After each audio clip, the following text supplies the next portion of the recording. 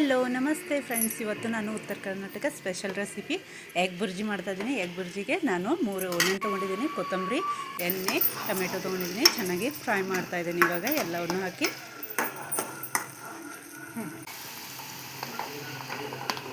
ಒನಿಯನ್ ಚೆನ್ನಾಗಿ ಫ್ರೈ ಆದಮೇಲೆ ಅರಿಶಿನ ಹಾಕಿ ಮತ್ತೆ ಫ್ರೈ ಮಾಡ್ಕೊಳ್ಳೋಣ. ಅಲ್ಲ ಬೆಳ್ಳುಳ್ಳಿ ಪೇಸ್ಟ್ ಫ್ರೈ ಮಾಡಿದ್ದೀನಿ.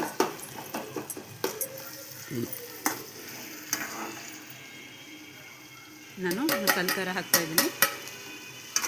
ಎಲ್ಲ ಎಣ್ಣೆಯಲ್ಲಿ ಚೆನ್ನಾಗಿ ಫ್ರೈ ಆಗಬೇಕು ಫಸ್ಟ್.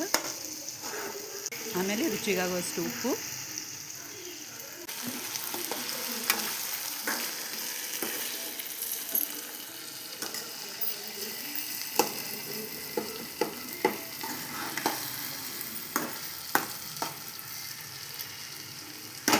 ಇವಾಗ 5 ನಿಮಿಷ ಕಾಲ ನಾವು ಇದಕ್ಕೆ ಹೀಗೆ ಮುಚ್ಚಿಡೋಣ.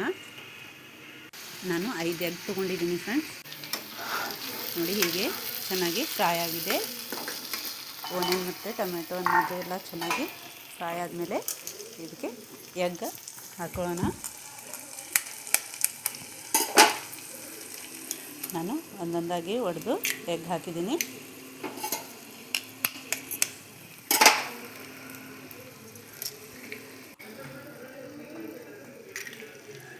ನೋಡಿ, ಇದು ಎಗ್ ಹಾಕಿದ್ದೀನಿ 5. ಇವಾಗ ಇದು ಫ್ರೈ ಮಾಡಿ ಇಟ್ಕೊಳ್ಳೋಣ ಎಣ್ಣೆಯಲ್ಲಿ.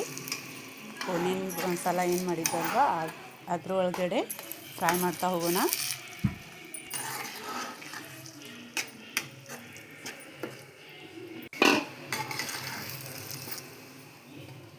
ಎಷ್ಟು ಚೆನ್ನಾಗಿ ಫ್ರೈ ಮಾಡ್ತೀವಿ ಅಷ್ಟು ಚೆನ್ನಾಗಿ ಎಗ್ ಬುರ್ಜಿ ರೆಡಿ ಆಗ್ತದೆ. ಇವಾಗ ಒಂದು 10 ನಿಮಿಷ ಕಾಲ ಮುಚ್ಚಿಟ್ಟಿದ್ದೆ. ಚೆನ್ನಾಗಿ ಮುಚ್ಚಿಟ್ಟು ಇವಾಗ ತೆಗಿತಾ ಇದ್ದೀನಿ. ನೋಡಿ ಎಷ್ಟು ಚೆನ್ನಾಗಿ ಎಗ್ ಬುರ್ಜಿ ರೆಡಿಯಾಗಿದೆ. ಇವಾಗ ಇದು ಮಿಕ್ಸ್ ಮಾಡ್ಕೊಳ್ಳೋಣ.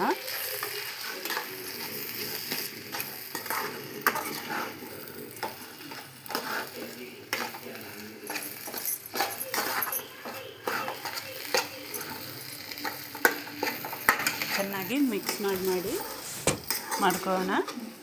ಇವಾಗ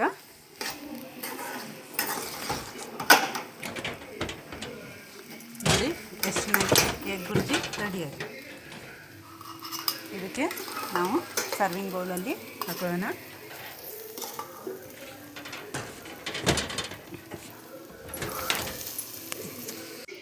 ಇದು ರೈಸ್ ಜೊತೆ ಆಗಲಿ ರೊಟ್ಟಿ ಜೋಡಿ ಆಗಲಿ ತಿನ್ನಲಿಕ್ಕೆ ರುಚಿಕರವಾದಂಥ ಎಗ್ ಬುರ್ಜಿ ರೆಡಿ.